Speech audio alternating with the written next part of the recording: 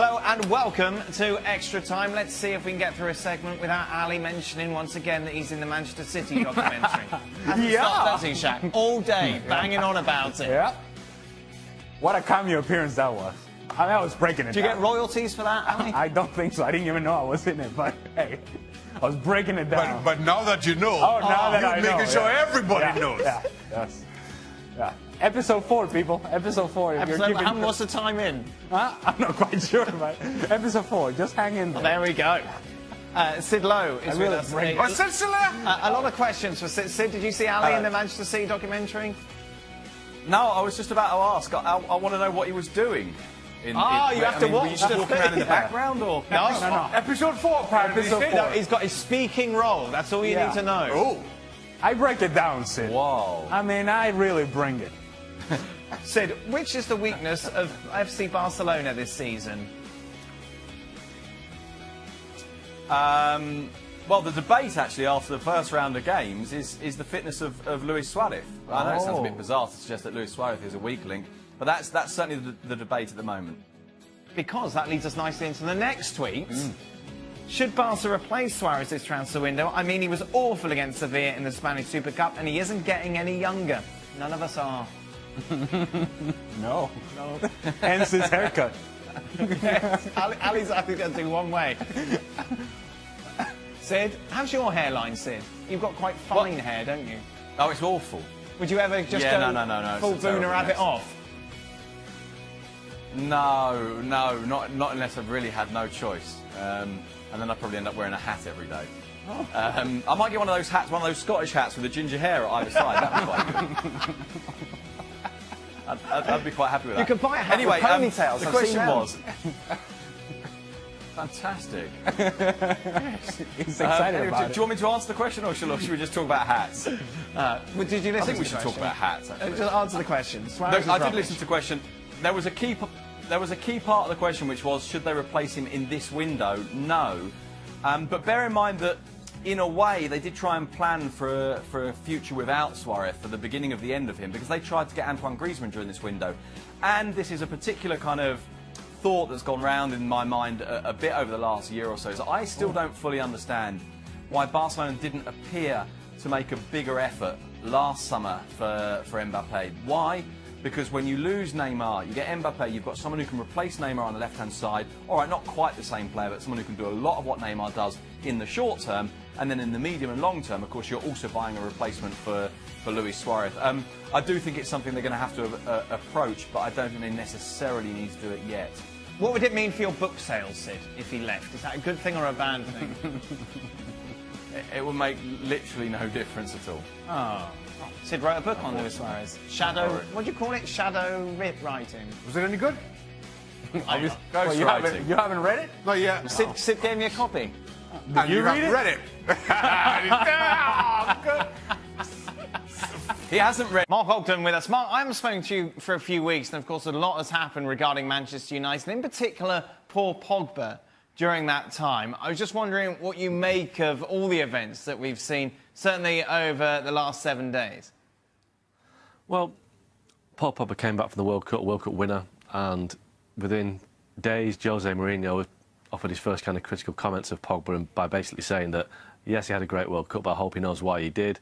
And then speaking to ESPN on the tour, he also said that, you know, Pogba needs to shut up the distractions that affects him in Manchester. The World Cup was the perfect terrain for him because there were no distractions. So, you know, Pogba's returned to some sort of criticism from his manager when he maybe would have preferred a little bit of, you know, a pat on the back and said, well done, son, and, you know, maybe a bit of confidence. So the situation there is that there's obviously kind of tension between Pogba and Mourinho. Now, I just think Pogba is now attempting to, first of all, position himself as the leader of the dressing room by, you know, speaking to the media as he has done twice, very openly on both occasions. I think as well he's also trying to show Mourinho that, yes, he can be focused, he can take responsibility, and he can be the kind of the leader that he wants him to be. But I think there's more to it than just simply Pogba answering his manager's call for more responsibility, more maturity. I think there's also a game being played that, you know, Pogba's trying to position himself as the main guy at United, and if he's as unhappy as people suggest he is, and he wants out, that the United will have to fight harder to keep him. And who knows, this may end up with a new contract for Paul Pogba, a bit more love for Paul Pogba. But he is almost like saying, I'm the leader of the dressing room, I'm the guy on the pitch, and I will say what's happening, and I will say that we're not playing well and we're not putting the effort in because I'm the captain and I'm the guy. So it seems to me that there's a bit of a vanity show going on between Pogba and Mourinho. Both of them seem to like the spotlight. It's all about them. I just think that I wish the pair of them had kind of tone it down and just let the team become the story again. Mark, it's interesting. Paul Ince obviously hit out at Pogba over the last couple of days. We see a lot of fans' views on social media. What are the supporters saying, though, in Manchester? Who are they siding with in all of this? Well, to be honest, I think they're siding with nobody in particular because I think they're kind of frustrated with both guys. I think they're frustrated with Mourinho's complaints and his moans, although a lot of United fans will say Mourinho's right to complain because he's not getting the backing from the board. And, you know, that is a different story in a sense because United have spent a lot of money over recent seasons. He can't be accused of not spending money, but it's how they spend it and how they invest it. And I think a lot of fans, although they don't like Mourinho's complaints, think he has a point when it comes to almost like the chaos above him in terms of the transfer recruitment. As for Pogba, again, I think that United fans don't like to see a guy that struts around the pitch, doesn't quite do it doesn't do it every game, never doesn't quite, and just picks his games, and whose reputation far exceeds what he delivers on the pitch for Man United. So I think Pogba needs to knuckle down and just, you know, get rid of the silly haircuts. Like he did with the World Cup with France, there's no silly haircuts in the World Cup. He focused on the game, played fantastically well. Just cut out the nonsense. And I think United fans would prefer to see Pogba. I mean, United fans will always reminisce with Roy Keane. He's not a Roy Keane, but a player that is a no-nonsense player, cuts out the silly stuff and just gets his team winning again and plays like an £8 to £9 million player should. Mark Ogden, as always, thank you very much for a lot more on Manchester United. Keep it here on FC.com. Mark Ogden with me. Mark, let's just talk about some of the things behind the scenes regarding Manchester United. Of course, a lot of big clubs over the last 10 years have brought in directors of football or technical directors. Manchester United have avoided this, but you're suggesting now that maybe they're going to look into that option. Why have they avoided it for so long? Well, the view was that after Sir Alex Ferguson left, that their model was the best, that to cut out the complications, it would be best to have a manager and a chief executive, a small kind of core of personalities dealing with the transfer strategy. So the manager would tell the chief executive what he wanted and the chief executive would go out and buy the players. But, you know, from day one, it hasn't really worked for Ed Woodward and his managers at United. From, you know, David Moyes, Louis van Gaal, Jose Mourinho have all had frustrating transfer windows with Ed Woodward. Every summer seems to be a saga. It seems to go on to the last minute. They seem to either get players for over the odds or miss out on players.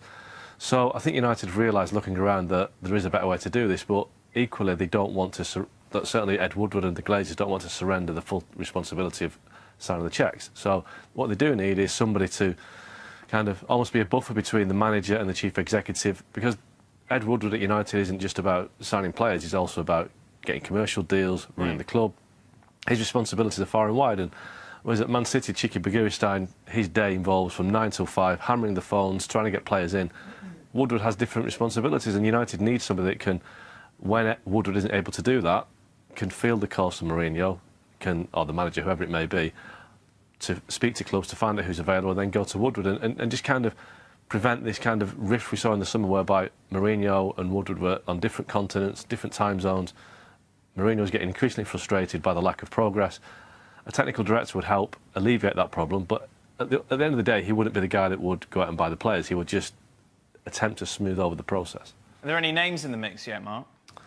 Not right now. I've heard they're quite keen for a former player to come involved, but again, you know, it's all about personalities. If you get the wrong personality, the manager feels threatened, and Jose Mourinho, as we've seen in the past, doesn't like appointments kind of foisted upon him. So it'll be an interesting dynamic. People have mentioned Edwin van der Sar, but I'm not quite sure he would give up a very good job at Ajax to work as basically as a buffer between Ed Woodward and Jose Mourinho. You know, let's be honest, it wouldn't be the biggest, most high-profile job for a person like Van der Sar, who's got a great job at Ajax. So I do think United want somebody that knows the club, but, you know, again, they would have to work with Mourinho and Woodward, or Woodward and Mourinho's successor. So it's a personality thing.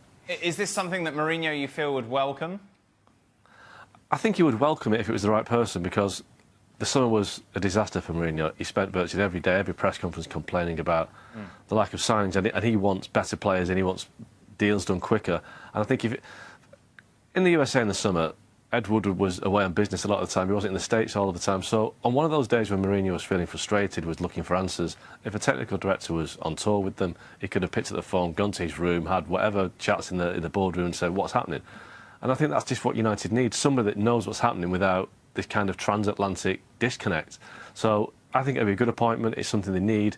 But I think they probably need more. I think they need a director of football, but United are still kind of moving very slowly towards that. And I think eventually they'll realise that they're being left behind. Every other Big Six club has a transfer committee or director of football, and United are stuck in the past. Mark Ogden, thank you very much, of course, for a lot more on Manchester United and the way they move forward after that poor start to the season. Keep it here on ESPNFC.com. For Liverpool, you take a look at the money they spent in the summer. Obviously, expectations were high. Liverpool fans hoping they could push Manchester City. It's a good start. 3-0 against West Ham, 2 against Palace, not conceding any goals. Yeah, and I thought, without question, this Palace game was a still a test. West Ham, they just blew them out of the water. It was quite simple. This was always going to be a more difficult test, away from home as well. And final thing, one thing that's also close to your heart, as well as Martinez, Columbus Crew, you're away while some announcements were made regarding their future and what could be happening on the other side of the country. Yeah, so there was a vote in Austin where essentially a path was clear for PSV, the ownership group of the Columbus Crew, to then try to build a stadium in Austin. Now, here's the problem. They're working in parallel paths. They've come out and say this. Parallel realities where they're working and talking and being excited about the possibility of building a stadium in Austin, and at the same time, on this part of the world, they're asking Columbus Crew fans to renew their season ticket holders. What? What? Yeah. See, it's impossible to ask a fan base of the Columbus Crew currently to commit to a team that they love. yeah, to be loyal. With all their heart, when the owner of the team is on this side celebrating the fact that there is a vote that has gone their way in Austin. That's the sort of reality that we're in now with the Columbus Crew and with their ownership group. It's a sad reality to be in, but the fans in Columbus continue to fight. Hopefully that there is an outcome that they can be happy with. But as of right now, you can't feel anything going in their direction simply because whatever is going on in Columbus right now with the ownership group, it feels like it's a front. Right. It's a facade. And they're working whatever deal they want to work on this side. That's something that is very negative, not only for Columbus Crew fans. I think it reflects very poorly on everybody involved in this process, including Major League Soccer, including the Columbus Crew and the ownership group. We showed you the odds for the manager who was going to get sacked first. Mourinho was favourite then. He's still favourite now at 4-1 as we welcome in Mark Ogden to the show. Mark, how close are we seeing Jose Mourinho maybe to leaving Manchester United? Well, it's 2 games into the season. I think it is very early, but you look at the games they've got coming up. They've got Tottenham at home a week on Monday, a week today. Then they go to Burnley a week on Sunday, and if they don't beat Tottenham, the game against Burnley at Turf Moor is a tough game, and going into an international break.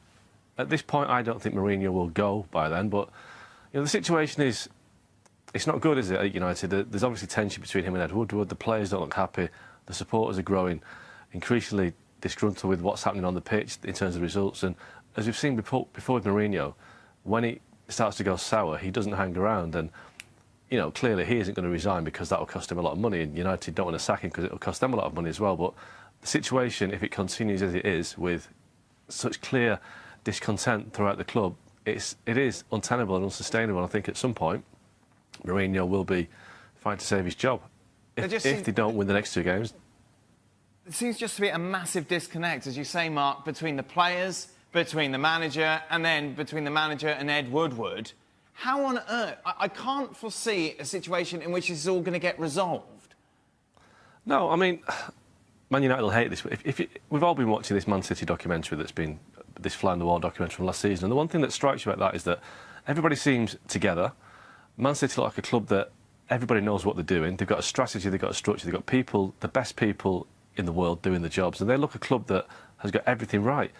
You go 3 miles across town at Old Trafford and it looks like they're doing everything wrong. You know, they seem to be making it up as they go along. The summer strategy for transfer signings was ridiculous. They made a couple of early signings. They signed Fred and Diego Dallo, and then nothing happened. Mourinho made it clear he wanted things to happen. Ed Woodward wasn't in America throughout the tour, so he wasn't in contact with Mourinho on a day-to-day basis, face-to-face. It just felt as though United felt, oh, well, you know, we'll sort something out towards the end of the window, we'll be OK. There's no sense of direction there, on the pitch, off the pitch. You know, Mourinho is part of this as well because he's the guy that is supposed to make the team win. And you look at the team at the weekend and there's no cohesion, there's no sense of people doing what know what they're doing. And then when Fellaini came on for the last 20 minutes, it was the same as last season. We don't know what we're doing, let's hit it long to Fellaini and hope something happens. And, you know, Pogba was hitting balls astray, Lukaku was struggling to get involved. There's no sense of a plan on or off the pitch at Old Trafford right now. Last week, of course, La Liga announced they'll be taking one game to the States this season. Sid Lowe took to Twitter and said some rude words. Don't repeat those words now, Sid, but what was it about this announcement that made you so hot under the collar? I think there are very, very many reasons to be worried about this. I think there's obviously a fundamental basic question of principle. I also think then there's the concern about how this will be carried out in practice.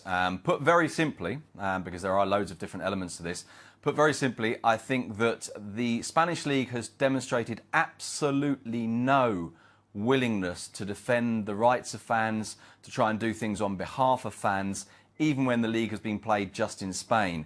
So the idea that they are, if you like, the right guardians of a decision like this, a decision that can be significant and important like this, frankly, that idea is very difficult to sustain. And so that's my fundamental concern, that this will be another step towards the alienation of football fans from the game. I suppose, big picture, those would argue, Sid, that, look, if you can get a team who can come over here, can make a lot of money, get a following over here, then those fans will see better teams, better quality players, big picture. Well, the big picture is obviously that you go into the US, that you open up a market, and that benefits Spanish football as a whole. The first thing to say, of course, is that we need to see the evidence that that's actually true. We need to see the evidence that one game a season in which, let's say for argument's sake, you go to the biggest stadium there is and the stadium gets absolutely full. You go to that stadium, you get maybe, what, 100,000 people in there? Does 100,000 people watching one game one year after year, really make a significant impact? Are those people going, already people who are customers of La Liga, and customer, I'm afraid, is the word in a situation like this? Is it? I mean, we really need to see the evidence that this genuinely makes a difference. And that is, of course, even if you're accepting that the only thing that matters here is that you open up a market, that you open up a bigger revenue stream, and you find other ways of doing it. Of course, one of the examples that's held against the Spanish League all the time is the Premier League. They've tried to copy lots of things off the Premier League. The Premier League has enormous reach all around the world. Now, obviously, the US market may well be slightly different, has enormous reach all around the world without going all around the world and taking league games. And all this, of course, is about market and it's about fan responses. But this is before we even start to talk about things like the structural integrity of the league. We start to talk about things like the advantages, unfair or otherwise, that this gives certain clubs. And I think it's very, very problematic. And as I say, beyond the principle, and I genuinely, it's true that in principle, I think that this is very, very questionable. I think in practice as well, this has some very significant questions that need to be answered before it goes ahead.